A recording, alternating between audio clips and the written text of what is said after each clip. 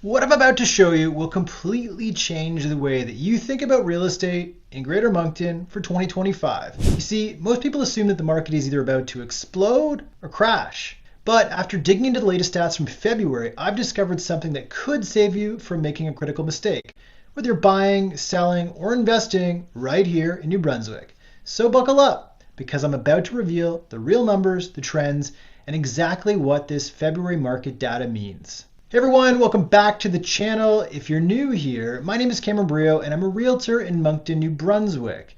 I make videos every week to help you buy, sell, invest, and navigate the Canadian real estate market.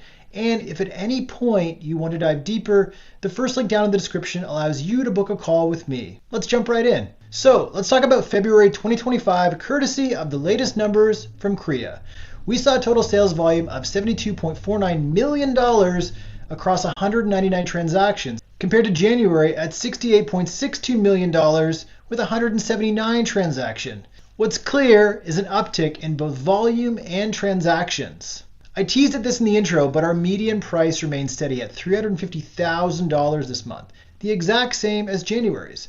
But properties moved a lot faster, with 35 days on market in February down from 57 in January. To me, this shows a shift and a sign that the market is getting more active as temperatures start to rise and we head towards spring. Does this mean that we're heading for a busy spring season? Let's keep going. Now, the question on everyone's mind, are we in a buyer's market or are we in a seller's market? Let's check the months of inventory. We dipped from 4.8 months in January to 4.6 months in February. That might not sound dramatic, but it's enough to tilt the scales. Fewer months of inventory means fewer properties on the market relative to the buyer demand. Translation, more competition among buyers, which typically favors sellers. What we're in is somewhat of a balanced zone that could probably lean towards sellers as we approach spring. But here's the thing. If you've been on the fence about moving, it's still critical to create a solid game plan. Prices have been scaling upwards over the last few years, and there's no signs that we'll be seeing a sharp reversal anytime soon here in Greater Moncton. I've had a lot of people ask, what about new construction? Aren't developers building like crazy? Actually, what we have been seeing is a push towards more purpose-built rentals. Many builders are focusing on multi-unit projects because there has been a strong rental demand over the last few years, which means fewer new build single-family homes are hitting the market for purchase.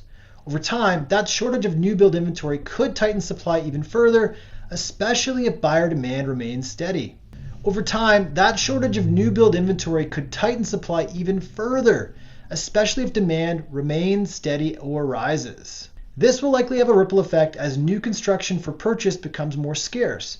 Prices for existing homes could continue to trend upward, so waiting on the sidelines might not be your best bet if you're hoping to score the best deal. If you think it makes sense to move, whether you're upsizing, downsizing, or investing, my strong recommendation is to have a clear plan in place. Listen, I get it. With headlines about tariffs and uncertainty in the broader Canadian market, it is tempting to wait, and maybe that's the best choice for your situation. But Greater Moncton remains more affordable than many Canadian cities, which keeps demand healthy. If the Bank of Canada signals even a slight shift on interest rates, we could see a surge of buyers who've been holding off and might want to jump right back in. That pent-up demand could tighten the market in a hurry. So again, strategy and timing are everything. Let's recap the big takeaways. Sales volume and transactions are up, showing renewed activity. Median price is holding steady at $350,000.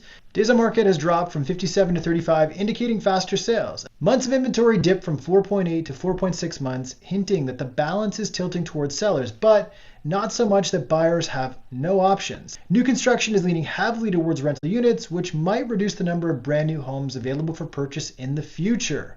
If you're looking to sell, we are in a tight window that could favor you, especially before the spring rush. If you're looking to buy, I strongly suggest mapping out a plan. Get your finances in order, know your must-haves versus your nice-to-haves, and be ready to act. Prices have been climbing, and waiting might just cost you more in the long run. If you'd like to dive deeper or craft a personalized game plan, you can book a call with me by using the first link down in the description. Please go ahead and hit that like button if you got value out of today's breakdown, and subscribe for more weekly insights. Thanks so much for watching, and I will see you in the next video.